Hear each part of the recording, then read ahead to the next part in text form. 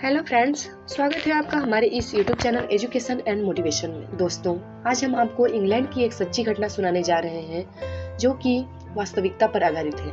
England की राजगद्दी साल 1509 से लेकर 1547 तक राजा हेनरी के हाथों में हुआ करती थी। राजा हेनरी की कई पत्नियां और एलिजाबेथ व मैरी नामक दो बेटियां थीं। इनमें से मैरी राजा की पहली पत्नी की बेटी थी।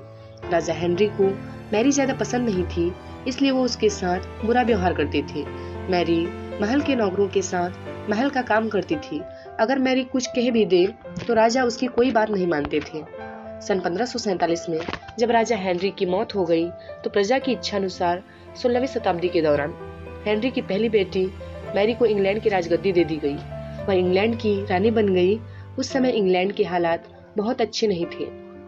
इंग्लैंड कैथोलिक और प्रोटेस्टेंट इन दो धर्मों के बीच में बढ़ गया था। उस समय दोनों धर्मों के लोगों के बीच जंग छिड़ी हुई थी। रानी मैरी चाहती थी कि पूरे इंग्लैंड में सिर्फ एक ही धर्म हो, लेकिन लोगों ने उसकी यह बात मानने से साफ इनकार कर दिया था। इससे नाराज होकर रानी ने उनकी बात न मानने वालों को मौत की सजा दे दी थी। वह ऐसे लोगों को जिंदा भी जला देती थी। रानी मैरी की इस क्रूरता की वजह से इंग्लैंड के लोग उससे नफरत करने लगे। ऐसा भी कहा जाने लगा कि रानी मैरी कुंवारी जवान लड़कियों के खून से नहाती थी। उसका मानना था कि उनके खून से नहाने से वह ज्यादा दिनों तक जवान रह सकती हैं। कुछ सालों बाद रानी मैरी ने शादी कर ली और कुछ समय बाद इंग्लैंड में एक खबर आई कि रानी मैरी गर्भवती है और जल्द ही उनके राज्य को उनका नया राजा भी मिल जाएगा। इस बात से सभी लोग खुश हुए, लेकिन उस समय रानी मैरी के साथ बहुत ही अजीब घटना हुई। उनके गर्भ से किसी भी बच्चे का जन्म नहीं हुआ, बल्कि कुछ ही महीनों के बाद रानी मैरी का पेट फिर से सामान्य हो गया। वहाँ के ओझा लोगों ने अपनी तंत्र विद्या से बताया कि रानी मैरी के गर्भ में कोई बच्चा नहीं बल्कि एक भूत आकर निवास करता है। कुछ समय बाद फिर रानी मैरी के गर्भ में वही भूत आकर रहने लगा और वह फिर से गर्भवती हो गई। इस बार भी रानी को कोई बच्चा नहीं हुआ और उस घटना के कुछ ही दिनों के बाद रानी मैरी की मृत्यु हो गई।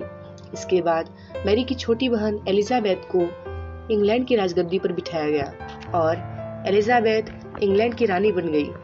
रानी मैरी की क्रूरता की वजह से इंग्लैंड के लोग उसे एक निर्दयी औरत मानते थे। वहीं जब उसके गर्भ में बच्चे की जगह एक भूत का निवास होने लगा तो लोगों ने उसे शापित भी करार दे दिया और इसी वजह से उसे लोगों ने ब्लडी मैरी का नाम दिया।